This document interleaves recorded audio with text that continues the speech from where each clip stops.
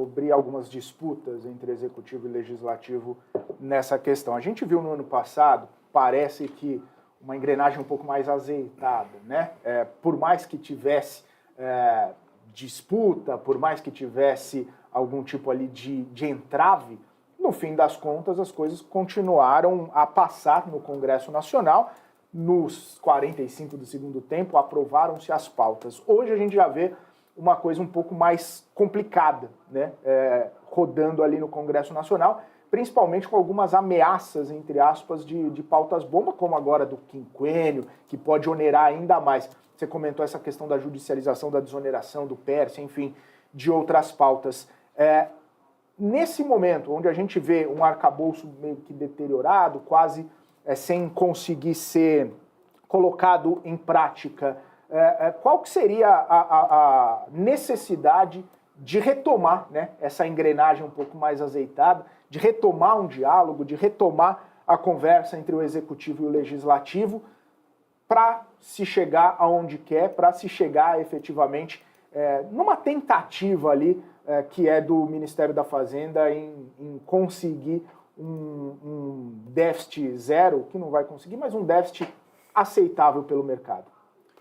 Bom, eu acho que é muito óbvio que não vai haver equilíbrio fiscal nesse governo. A gente abriu mão, semana passada, hoje faz uma semana, nós abrimos mão do equilíbrio fiscal, principalmente superávit de 0,5% do PIB ano que vem, e esse ano está sob júdice. Certamente não vai conseguir, apesar das receitas líquidas terem crescido 9,6% real, o espaço de gasto está muito além da conta. Eu gosto de trazer aqui sempre a questão do benefício de prestação continuada, que está crescendo a 16% real. Quando a gente olha a Previdência, que já sofreu uma reforma há 4 anos atrás, a Previdência está crescendo na toada de mais de 8% real. Quer dizer, isso são 2 gastos, e a Previdência é um dos maiores gastos. Aí a gente tem uma política de valorização do salário mínimo, só que tem um problema.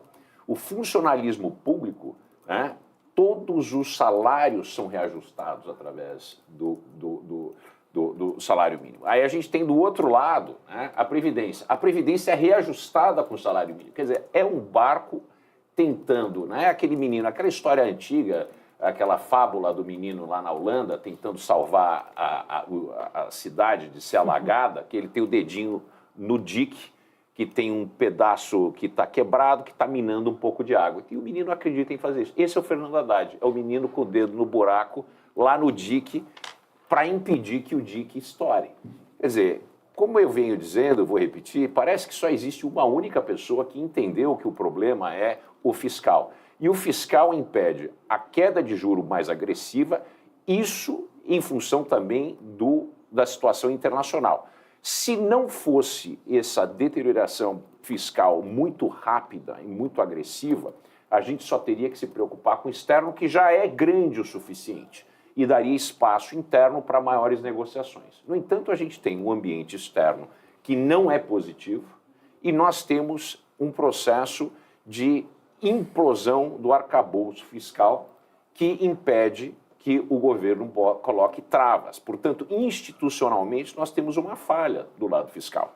E quando as instituições começam a mostrar falhas, né, que são concretas, visíveis, elas se tornam instituições que não pegam. Né? Existe aquela questão no Brasil, que eu sempre tentei falar para os meus colegas, amigos no exterior, principalmente nos Estados Unidos, que no Brasil tem lei que não pega. Né? Lei não pegar é algo que só eu ouvi falar no Brasil. O arcabouço fiscal é uma delas. Então a preocupação é a seguinte, vai ter contingenciamento? Segundo as contas que foram feitas por Felipe Salto, pessoal da Warren, é muito interessante que a gente teria, se tudo tivesse ok, a gente teria que fazer um contingenciamento para chegar na meta, cerca de 20, 22 bilhões. Com essa liberação de fundos extras de quase 16 bilhões por parte do Congresso, que está na direção da expansão fiscal, note o seguinte, nós não temos somente um governo gastão, nós temos um Congresso gastão. Quer dizer, não é só uma questão do governo, nós temos uma anuência do Congresso, principalmente por causa do tamanho das emendas parlamentares, em um ano que nós temos uma importante eleição que forma a base, né, principalmente prefeitos, que formam a base para a distribuição dessas políticas e que 2026 é a base onde acontece grande parte do impulso para a presidência. Então essa é uma eleição muito importante da disputa entre a direita e a esquerda, entre o PT, o lulismo e o bolsonarismo, uma vez que o PT perdeu muito das suas bases desde 2018, antes de 2018 começou a perder as suas bases nas prefeituras. Então o que a gente tem é o seguinte, nós temos o flanco da direita que quer fazer de tudo para manter essa hegemonia, não, mas esse número grande de representantes das direitas no ambiente mais o menor ambiente da federação, que são os municípios, que fala diretamente com os homens e mulheres que estão na rua, que trabalham. As pessoas moram no município, as pessoas não moram na União. Então é muito importante ter esse foco ali. E do outro lado, a esquerda tentando ocupar o espaço que perdeu nessa unidade importante que são os municípios. Então, nesse ambiente, é um vale-tudo do ponto de vista de gasto. O governo tem feito muita transferência de renda, a transferência de renda bate diretamente nessas pessoas, né? Nós temos mais de 50 milhões, são 53 milhões de brasileiros que vivem em transferência de renda, é um quarto da população quase. Quer dizer, o governo fala muito com esse povo e vai haver um impulso nessa direção, principalmente porque esse percentual da população está bastante descontente com o governo atual, porque a inflação, apesar de ter caído, a inflação de gêneros alimentares se mantém muito acima do IPCA. E é isso que o homem e a mulher da rua, que trabalham, que compram, né? O proverbial men and the women on the streets, que são essas pessoas que ditam a norma do país, essas pessoas estão muito descontentes. Então nós temos um problema aí com esse novo espaço de gasto do governo. Nós vamos ter, em contrapartida, que encontrar mais 18 bilhões, segundo as contas do Felipe Salto, né? Não só 20, para chegar num contingenciamento de 38 bilhões. Certo? Esses 38 bilhões ninguém sabe de onde viriam. Não existe nenhuma previsão disso. E aumenta ainda mais a falibilidade do arcabouço fiscal. Agora, imagine o seguinte, tem um ponto por trás disso que é muito interessante. Uma vez que a gente passe esses quase 16 bilhões e que a gente não chegue na meta fiscal, automaticamente tem um gatilho disparado que é com relação ao aumento real do gasto para o próximo ano e o ano seguinte, né, que seria também 2016. O que acontece? Ao invés de 70%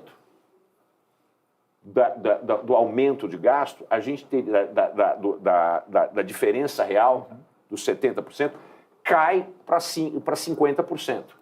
No entanto, com esse aumento do gasto aprovado pelo Congresso, o valor em si, que adicionaria alguma coisa a mais de 6, 7, 8 bilhões, ele fica praticamente igual.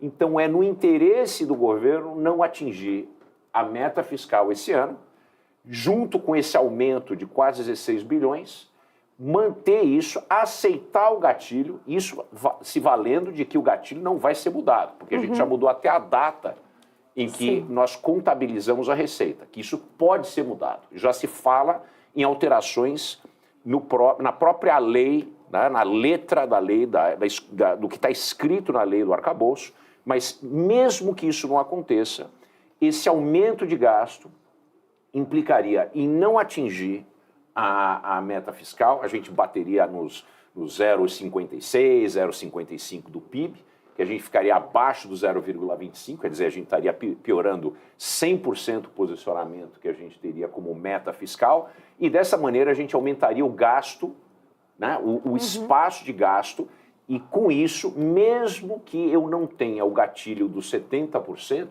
eu ainda manteria praticamente o mesmo valor que eu gastaria se eu tivesse atingido. Então eu tenho um aumento de 50%, 2025, 2026, o que acontece? Eu ainda mantenho esse valor extra. Quer dizer, é um jogo político de xadrez e a gente está cada dia mais fugindo da nossa responsabilidade de equilibrar as contas, porque isso vai impactar taxa de juro, câmbio e inflação.